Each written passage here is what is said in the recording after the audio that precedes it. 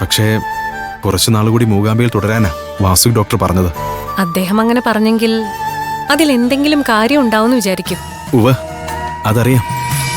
എന്തായാലും മോളുടെ അസുഖം ഭേദമാവുന്നവരെ ഇവിടെ തന്നെ തുടരാനാ ഞാനും തീരുമാനിച്ചിരിക്കുന്നത്.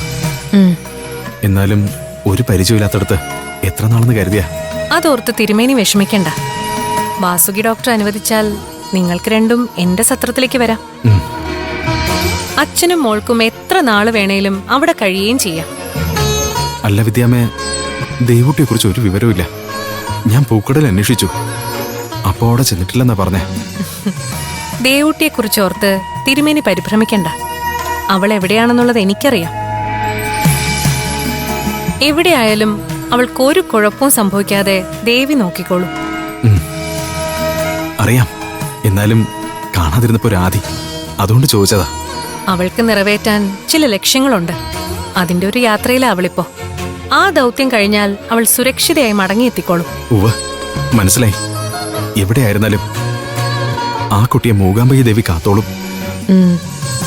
എന്നാ ഞാനങ്ങോട്ട്. ആയിക്കോട്ടെ, വേഗം ചെല്ലൂ. ശിവപ്രിയ അവിടെ തനിച്ചാണ്. ശരി വിദ്യാമ്മേ.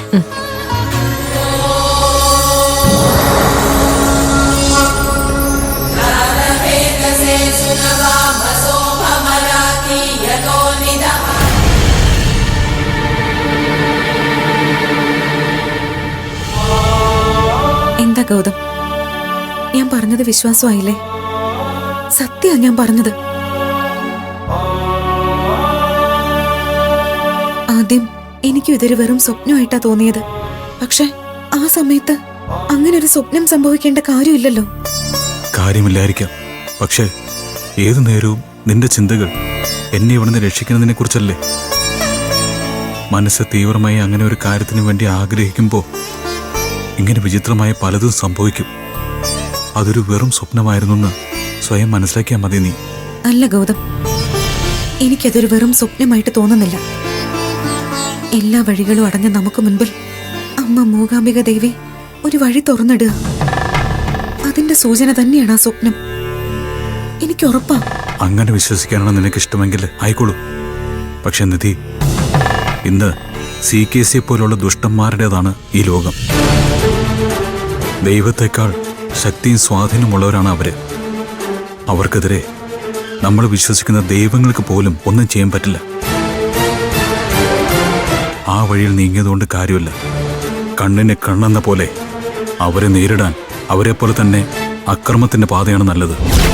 അരുത് ഗൗതം, അങ്ങനെയൊന്നും ചിന്തിക്കേണ്ട സമയമല്ലിപ്പോ. ഒരുപാട് ശ്രമങ്ങൾ നടത്തി പരാജയപ്പെട്ടവരാ നമ്മള്. അപ്പോഴാ ഇങ്ങനൊരു സ്വപ്നം നമുക്ക് വഴികാട്ടിയായി വന്നത്. അതൊരു കച്ചിത്തുരുമ്പാണ് ഗൗതം.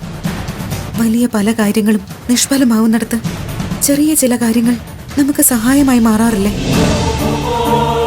ഞാൻ എന്തായാലും ആ സ്വപ്നത്തിന്റെ വഴിയെ തന്നെ പോവാൻ തീരുമാനിച്ചിരിക്കുക. എത്രയും വേഗം എനിക്ക് ഗൗതമിനെ ഇവിടുന്ന് രക്ഷിച്ചേ പറ്റൂ. എന്റെ രക്ഷയേക്കാൾ ഞാൻ ചിന്തിക്കുന്നത് പ്രണവിനെ എങ്ങനെ രക്ഷപ്പെടുത്താമെന്നുള്ളതാണ്. ഇവിടിപ്പോ ഞാൻ അനുഭവിക്കുന്നതിനേക്കാളും വലിയ ശിക്ഷ അവനിപ്പോ അനുഭവിച്ചുകൊണ്ടിരിക്കുന്നത്. സമാധാനിക്കുക ഗൗതം. എല്ലാം നല്ല രീതിയിൽ അവസാനിക്കാനുള്ളൊരു മാർഗം ഇപ്പൊ എന്റെ മുൻപിലുണ്ട്. ആ മാർഗത്തിലൂടെ പോവാൻ ഞാൻ തയ്യാറുമാണ്. അതിനുവേണ്ടി ഗൗതമിന്റെ പ്രാർത്ഥനയും അനുഗ്രഹവും ഉണ്ടാവണം. ഇതിൽ വിജയിച്ചാൽ ദേവിയെ തൊഴാൻ നമുക്ക് ഒരുമിച്ച് മൂകാംബികയിൽ പോണം. നിന്റെ ആഗ്രഹം പോലെ തന്നെ നടക്കട്ടെ. എന്റെ പ്രാർത്ഥന ഉണ്ടാവും എന്നും എപ്പോഴും. സമയായി.